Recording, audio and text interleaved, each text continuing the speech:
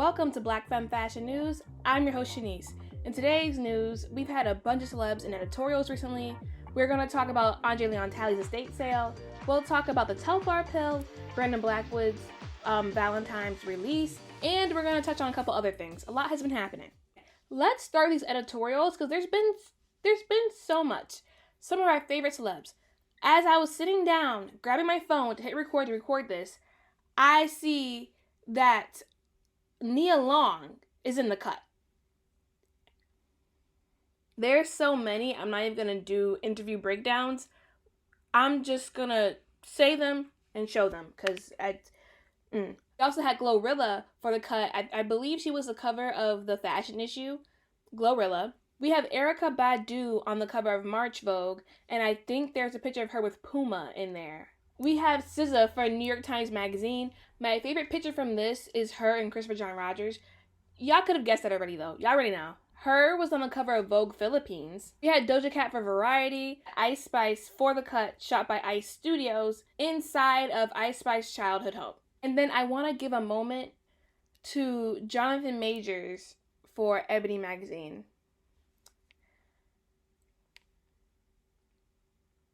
Ebony was so very kind for giving us this. This is community work. This is community healing work. We also have Mary J. Blige on the cover of People Magazine. Not many people saw this one, but this happened. Moving right along to the Telfar Pill that's dropping in less than 30 minutes from now. Less than 30 minutes from now it's dropping. When it first came out, I thought it was like a little like, I thought of a Beats pill, and I thought it was gonna be like a little like Telfar speaker that you clip onto your bag. It's not. I love fashion and tech when they come together, but that's not what this is. So coming in 3 sizes, the Telfar Pill is a 3D molded clamshell case. It zips all the way around. It's a circle. It goes on your Telfar. Hold on. So if you have a small Telfar, you get the smallest size, and you clamp it on here. It'd be a little circle, and you can put stuff in there. And it'll have like little, what do you call those? Those little mesh pockets. And basically you won't have to go in your purse every time you need something. But yeah, it's a clamp on that goes onto your purse. Not a speaker, not a mini speaker. Telfar, if you want to make a mini speaker, go ahead. Just make sure you send me one, okay? Thank you. There's also a card organizer in there. Here, Telfar says that the big pill fits your DJ headphones, phone, credit cards, change, herbal paraphernalia, a sandwich, hot sauce, hard drives, hairbrush, bonnet, beanie, backwoods, and what have you. I love Telfar so much. I love them. But girl, your DJ headphones, the pill comes in 3 sizes. Again, it's dropping today, so by the time y'all see this, girl, it's probably gonna be sold out. The small pill is $75. The medium pill is $125, and the large pill is $155. Moving right along, we all know that V-Day is next week. Let's not talk about it. But Blackwood released a Valentine's Day collection, and that's worth talking about. The collection is limited edition, and it has been out for like a little bit now. I'm on the site looking at the Valentine's Day section. Girl, I think my favorite one's already sold out. It's not even on here no more. For this limited edition drop, there are three new trunk designs with the black cherub babies on them that have the little cornrows. So cute. But you know the classic Kendrick trunk. We all know that Brandon Blackwood. Here it is for Valentine's Day. They all clock in at $260. $260. The one that I was gawked at is the bouquet bag. I think it's sold out. It's not even on the site anymore, babes. Can you imagine when the girls start styling these?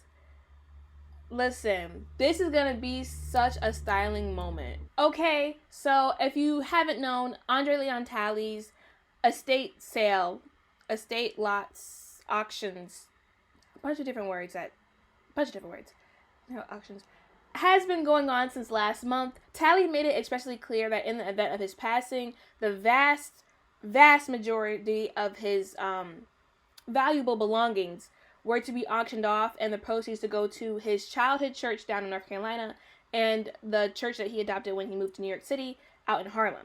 The auctions started last month, And I think the final one is scheduled to be put on the 15th or 16th of this month. I hope that the majority of Talley's possessions end up in the hands of museums or in the hands of true archivists who have the knowledge and the means to actually preserve items.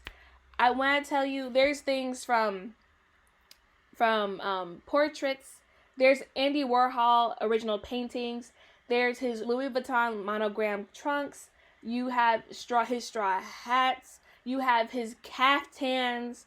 So many invaluable things that are in these auctions. All the pictures that have been rolling are all things that are on auction. There's even a picture of Anna Wintour in here, which my huge gag from the auction, there are many, don't underestimate me, there is many. But this gold brocade caftan from Dapper Dan, circa 2007. That's, girl, like, that's really what's gagging me. That's really what's gagging me amidst all of this, like, Louis Vuitton things. I'm over here like, a gold Dapper Dan caftan? Like, that's what's really gagging me. We also have the brick red sleeping bag clutch coat. One of the most popular pictures of André Leon Talley is in this coat, and it's in this auction. Okay, let's do this, okay? The Wall Street Journal released an exclusive a couple days ago talking about Ivy Park, Beyonce's Ivy Park, underperforming. Let's just go through it. Let's just do it. Here's a direct quote from the article that really tells you all that you need to know, right? Sales of Ivy Park tumbled more than 50% to about $40 million in 2022, coming in below internal Adidas projections for $250 million in that sales year, documents reviewed by the Wall Street Journal show. The documents show Ivy Park has been losing money for Adidas, and Beyonce gets about $20 million in annual compensation. Ivy Park is about $200 million below projected earnings for Adidas. Like I said in the last news report, the business side of fashion is real and it's difficult. Adidas declined to speak to the brand's, Ivy Park's, financial performance, but said that the partnership is going good and strong. So the Ivy Park brand debuted in 2016 in partnership with Philip Green. Beyonce bought full ownership of the brand in 2018. And in 2019 is when Adidas announced its collaboration. I remember that. I remember me and my friend being in the dorm room trying to figure out how we're going to be able to afford the socks. I remember that. The reaction. Let's get into the reaction to this, right? On Twitter, a lot of people responded to the release of this article saying how brand doesn't market often enough. The most marketing and anticipation I've seen drummed up for Ivy Park was that initial drop, and that was pre-COVID, because again, I was in my dorm room, so not good there. A lot of people have also complained that a lot of Ivy Park's designs aren't functional. A lot, and when I say a lot, I mean a lot of people pointed to the denim chaps to prove this point. A lot of the reaction has either been not functional enough, so I can't justify paying that amount of money for something I'm only gonna get like one or two wears out of. People just don't like the designs, period. People were calling it glorified merch. A lot of different reactions with all differing